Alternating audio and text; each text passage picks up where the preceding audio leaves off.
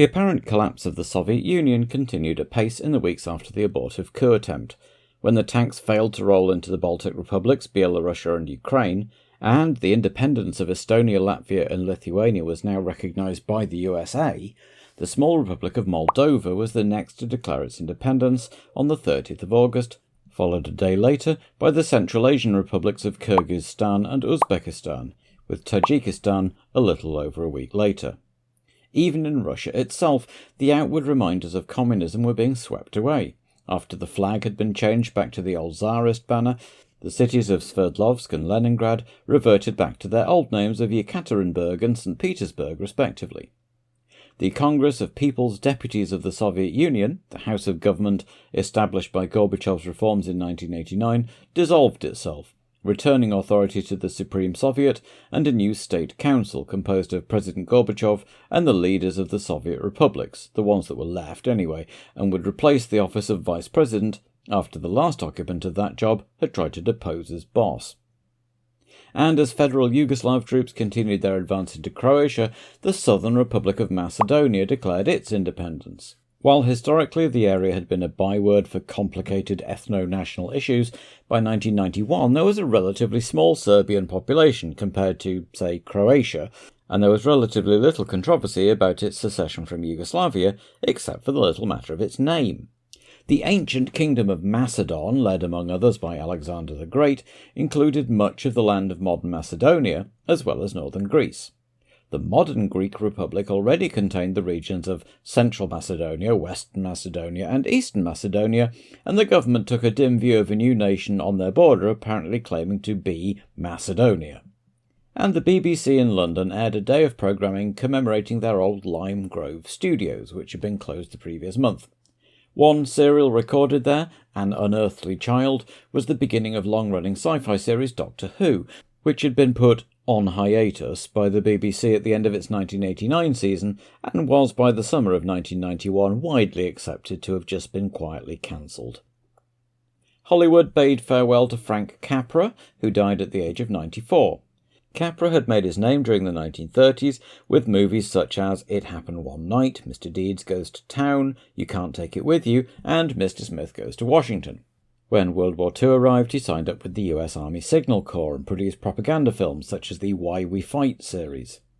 After the war, his career never really recovered commercially, and perhaps his most fondly remembered film, It's a Wonderful Life, was a box office flop on release and only gained popularity many years afterwards, when its copyright was accidentally not fully renewed, making it a cheap repeat for years in the 70s and 80s. By 1952, Capra had effectively retired from Hollywood and instead worked with the California Institute of Technology, producing an educational series of science films.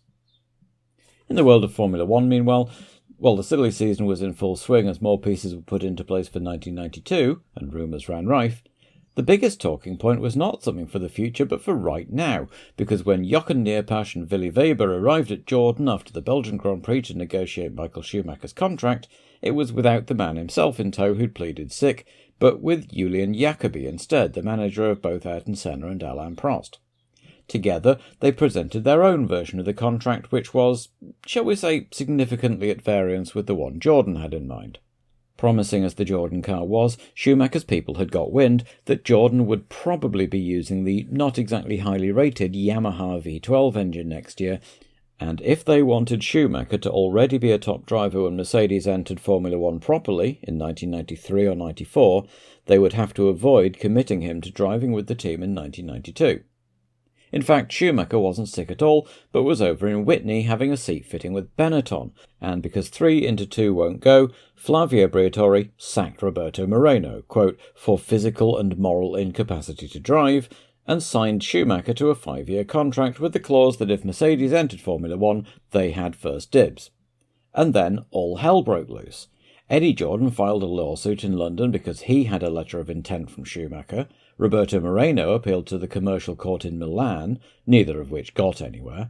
Nelson Piquet, already unhappy at Benetton, was absolutely furious at the treatment of his good friend and punched Briatore, leading his boss to threaten to fire him too for good measure.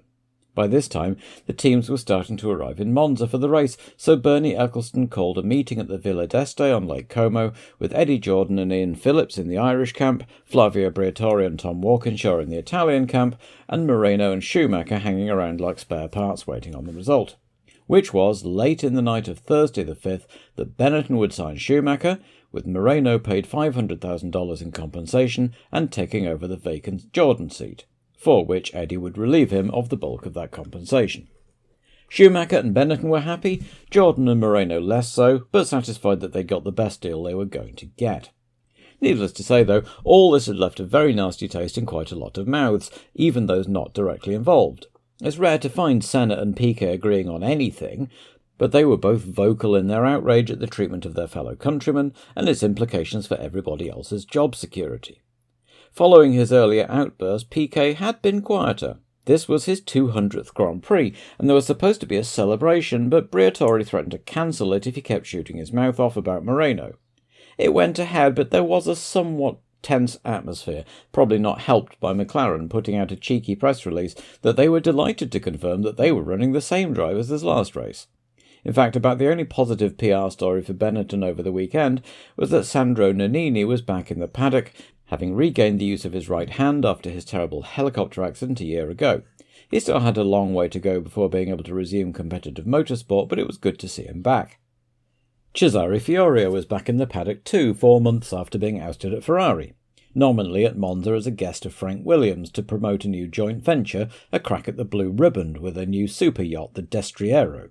However, Cesare couldn't quite resist tweaking the tail of the prancing horse by telling the local sporting press that he'd tried to sign Senna to replace Prost during 1990, a statement confirmed by Senna, who said that as far as he was concerned, it was a done deal but had fallen through. Of course, it would be entirely unlike Ayrton Senna to say whatever he thought would rile up Prost, true or not. Alain, for his part, never backwards in coming forwards with his own opinions, had his own go at the Ferrari management. Fiorio needn't have bothered chucking grenades over the wall at Ferrari, as they were doing quite well at that on their own. The Scuderia had become a playing piece in an internecine war between the two Agnelli brothers, both trying to get their own men into positions of power within the team. Gianni Agnelli was angling to get rid of team manager Piero Fusaro, and also confirmed that both Prost and Alesi were under contract for 1992. Williams confirmed Mansell and Patrese for next year too, which apparently disappointed Senna, as he believed Frank's cars would be the better ones in 92, but nonetheless signed back up with McLaren without too much horse trading, just to promise he'd get a couple of months' break back home in Brazil every winter. And with Johnny Herbert back in Japan, Michael Bartels returned to Lotus to see if he could qualify the damn thing this time. Herbert's schedule unfortunately meant that he'd be back for the next race in Portugal, then Bartels would take over one last time in Spain before the flyaway races. It was hardly conducive to him getting the hang of the car, but at least he got a little media exposure as German TV celebrated having 2 German drivers in the sport for the first time in a while. AGS had their new car with them, the Christian van der Plein-penned JH27, which bore more than a little resemblance to the Williams FW14, but was a bit late in the day to rescue the team's season, especially as it hadn't turned a wheel before arriving in Monza. And indeed the sole example didn't last long, Tarquini forced to switch back to the JH25B after just 1 lap. So in pre-qualifying, both Gabrielli and Fabrizio missed out, with the Brabhams leading the way again, followed by Guiar and Alboreto, with Caffey well behind after a series of spins, and the unfortunate Chavez unable to set a time at all when his engine blew as soon as they started it up. Senna set the pace once again in Friday qualifying, as the McLaren, Williams, Ferrari and Benetton teams monopolised the top 4 rows of the grid, and despite everyone's efforts on Saturday, things stayed pretty much the same, so Senna set his 59th and Honda's 70th pole position by 0.133 seconds from Mansell, with their 2 sidekicks, Berger and Patrese, on row 2. Alesi had been the faster Ferrari on Friday, but Prost reasserted himself on Saturday, and in 7th again was Michael Schumacher, once again a noteworthy achievement, some 3/10 faster than his illustrious teammate, with a fired-up Roberto Moreno starting 9th in the Jordan, with plenty to prove. 10th was once again qualifying ace Pierluigi Martini, ahead of Blundell, starting in his highest-ever grid position in 11th. De Cesaris in the 2nd Jordan, who'd lent Moreno one of his race suits, so last minute had everything been, was 14th, nearly a second behind his new teammate. De Cesaris split the two Tyrrells, Uncle Ken's team marking their 300th Grand Prix, but unlikely to have much to celebrate, though Stefano Modena had become a father on Saturday night. Brundle in the second Brabham was 19th, 3 of the 4 Lamborghini-powered cars lined up together in 21st, 22nd and 23rd, with Hakkinen and Guiar bringing up the rear, and Alboreto, Bartels, Van der Poel and Suzuki missing out on qualification, the Japanese driver having had 2 spectacular engine blowouts during Saturday's session. The weather had been looking distinctly iffy all weekend, but it had never quite rained, and by the time the Tifosi packed into the historic track on Sunday morning, it was chilly and overcast, but didn't really look like rain. With barely a cigarette paper between the top 3 teams, just 0.77 seconds covering the top 6 in qualifying, it looked like it might be a very evenly matched race, with much relying on setups, driver concentration and tyres. Goodyear recommended B compounds for this race, and all the top 5 had agreed, with Alesi trying his usual trick of going for a slightly harder setup, A's on the left and B's on the right. So with Senna to keep up his 100% record so far this year of winning races he started on pole, they lined up and got ready for the start. A clean getaway saw Senna lead into the Rettifilo ahead of Mansell, Berger, Patrese, Alesi, Prost and Schumacher, while Martini had got ahead of Piquet and Moreno into 8th as they all streamed through the first chicane with no incident, and Senna led them all round an uneventful first lap, with Martini seemingly trying to get ahead of Piquet too. As they went through Rettifilo for the second time, Alesi made an optimistic move on Patrese and had to bail out and bounce across the gravel, damaging his front wing and coating his tyres in grit, so he came in for repairs, leaving dead last, and the McLarens and Williamses were able to start pulling away at the front. Brundle also had an off in the Variante Ascari and pulled back on in a cloud of dust, which wrong-footed Boutsen, who followed him into the gravel and didn't emerge. A lap later, perhaps trying too hard or perhaps just unlucky, it was Roberto Moreno's turn to go backwards into the same gravel trap to cap off what must have been a pretty trying week for the Brazilian. So after 3 laps, Senna led Mansell, Berger and Patrese, the top 4 covered by about 2.5 seconds, with Prost 5th about another 1.5 seconds back, with Schumacher hot on his heels, and Piquet another 3 seconds back in 7th, with Capelli, Martini and De Cesaris rounding out the top 10. Once again, Andrea had outlasted the hot shoe new teammate and would hope that the rest of his race would go as well as in Belgium, though possibly without the late breakdown. The leaders came round to lap Alesi by lap 6, as the Prost-Schumacher battle closed up behind the top 4, and on the following lap Berger made a slight error in the Curva Grande, allowing Patrese through into 3rd, and indeed Prost nearly went through too before the Austrian got himself sorted out again. Mansell was still pushing Senna hard, not giving his title rival a moment's rest, while the second McLaren was being equally harassed by Prost and Schumacher, who had a go at the first Lesmo but couldn't make it stick. Patrese meanwhile caught back up to his teammate and joined the back of the leading pair. Martini's good race came to a premature end on lap 9, as he lost the back end at Rogier and beached it, while the top 3 continued going full tilt at each other, with Patrese pressing Mansell and Mansell pressing Senna. Nigel and Ricciardo were getting on well these days, but Patrese was still in with an outside shot for the title, so was keen to do well on home tarmac himself. The leaders lapped Gugelmin, who'd made a long stop to have his engine control unit replaced, and conveniently went off at the Rettifilo, getting out of the way, and was luckily able to keep going. Piquet had a similar off at the same place, rejoining just in time to stop the other Leighton-House going past him, and by lap 18 there were 2 closely matched groups of 3 cars, Senna, Mansell, Patrese, then Berger, Prost, Schumacher. The next lap Mansell waved Patrese past, to give himself a breather and let Patrese have a turn at pressuring Senna. Ricciardo certainly took up the task with alacrity as they came up to lap Brundle. Patrese was dodging and diving this way and that as they streamed past the Brabham, with Mansell hanging back a little and watching proceedings, as Bernard blew his forward engine on the way down the main straight and parked up the sole Lola in a cloud of blue smoke.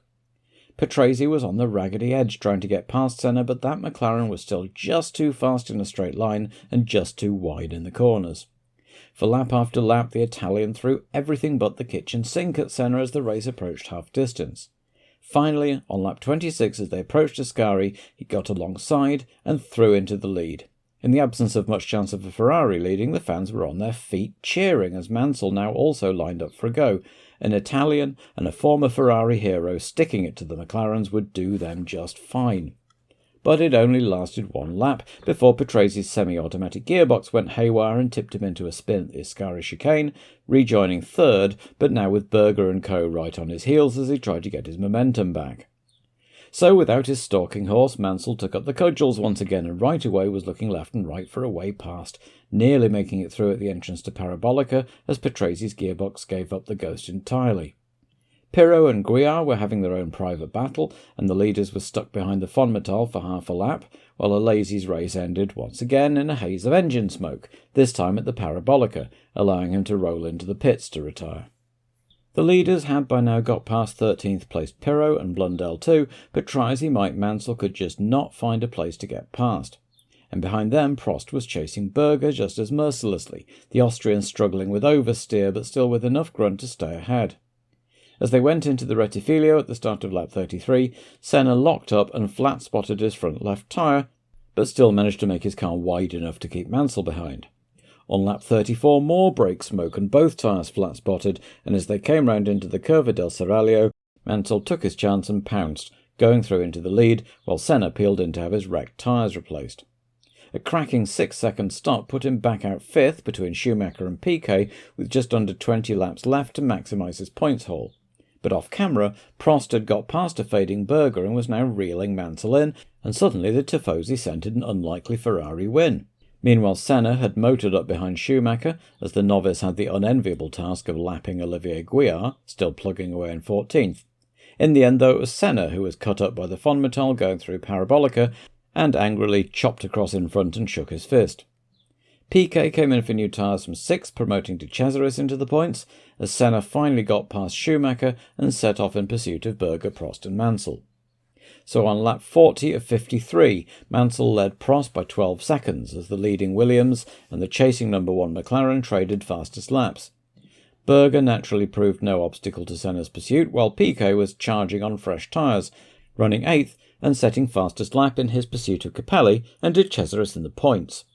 Those Pirelli tyres were going off very quickly though. Brundle made his third tyre stop, and as Piquet caught up to Capelli, Senna was reeling in Prost hand over fist. Soon enough there were just 2 backmarkers, Comas and Pirro, in the 2-second gap between the 2 old rivals. Prost's car was porpoising badly under braking, and it looked inevitable that Senna would take the place. Behind them, Piquet took 7th off Capelli, who outbraked himself into Rettifilo and bounced across the gravel. 10 laps to go, and Senna was approaching Prost, who had a couple of races earlier promised to take Senna off if he got the chance and do everything he could to aid Mansell's title ambitions. In the event, it was easy for Senna, but by then Mansell was some 16 seconds up the road, and all Ayrton could really do was stay ahead of Prost and hope the Williams broke something. Piquet, meanwhile, had motored up to the back of de Cesaris' Jordan, and with just a few laps to go was pushing hard for that last point, one which Andrea was just as determined to hang on to. But with that newer Ford engine, Piquet took the place on lap 48 at the end of the main straight. Everyone except Gabriele Rumi was relieved to see Olivier Guiar walking in after blowing his engine, but nothing could stop Mansell today. Nigel came in to win at Monza for the first time, while Senna slowed up as his fuel readout showed him very low and nearly lost the place to Prost, the pair crossing the line just 0.6 seconds apart. Berger oversteered his way to 4th and rolled to a halt shortly after crossing the finish line with an electrical issue, and Schumacher was a fine 5th on his first race finish, with Piquet taking a point for 6th despite his late tyre change. Patresi's retirement meant that Williams only gained 1 point on McLaren, and Mansell narrowed the gap to 18 points with 4 races left. It was doable, but the titles were still Senna's and McLaren's to lose. Next up was the double-header in Portugal and Spain, and Williams and Mansell would need to win at least one of them to stand any chance of the title.